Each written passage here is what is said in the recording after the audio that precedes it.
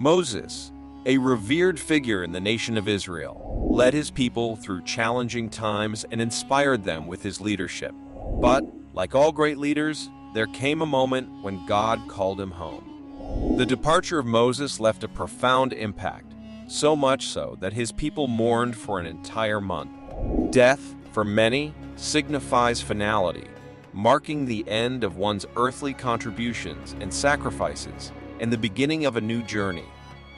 However, every journey initiated by death brings something else, something that symbolizes the importance of the departed. With death comes burial, the traditional way to honor the deceased. Yet, for Moses, this was not the case. Why was his death different, and what made it unique? The answer lies in Deuteronomy 34:6, which states that Moses, the servant of the Lord, died in the land of Moab, and the Lord personally buried him in the valley in the land of Moab.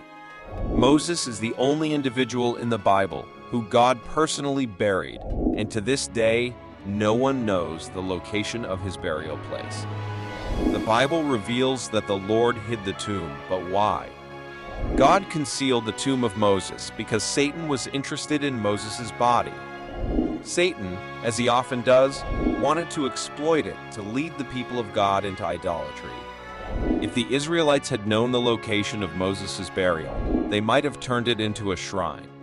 People would still be making pilgrimages to that site, erecting monuments and commercializing it, turning it into a place of sinful adoration focused on Moses' power rather than God. This would be a true example of idol worship, where the created takes precedence over the Creator. That is why the Lord hid Moses' tomb. The concealment of the tomb was so crucial that it sparked an angelic battle in the spiritual realm. In Jude chapter 9, we learn how the Archangel Michael challenged the devil for the body of Moses. But why were Michael and Satan disputing over Moses' body? While the Bible does not provide a specific reason, several theories have been suggested. The most likely reason is that people have a tendency to worship created things rather than the Creator. Romans 1:25 states that people exchange the truth about God for a lie and worship the creature rather than the Creator, defining the essence of idolatry. To prevent the temptation of people worshiping Moses' body, God concealed it. It is for this reason that some have even speculated that Moses never truly died but ascended to heaven. However, all we know is that his body was never found after he climbed that mountain. One of the means God used to secure the body of Moses was Archangel Michael. An important point to note is that even when Michael contended with the devil over Moses' body, he did not condemn him, but simply said, "The Lord rebuke you."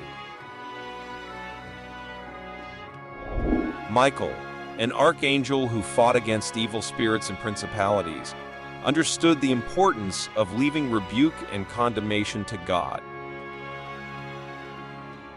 This highlights the importance of not taking matters into our own hands, even in the face of wrongdoing.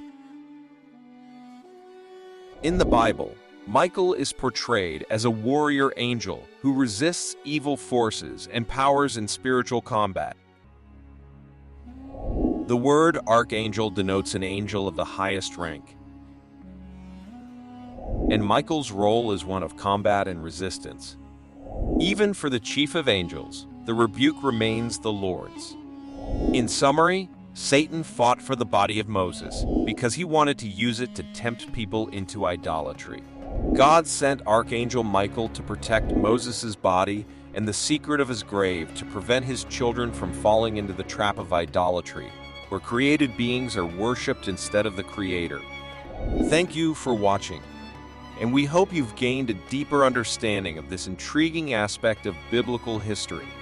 Please subscribe and enable notifications for more updates as we delve into critical issues within the Bible in our future episodes.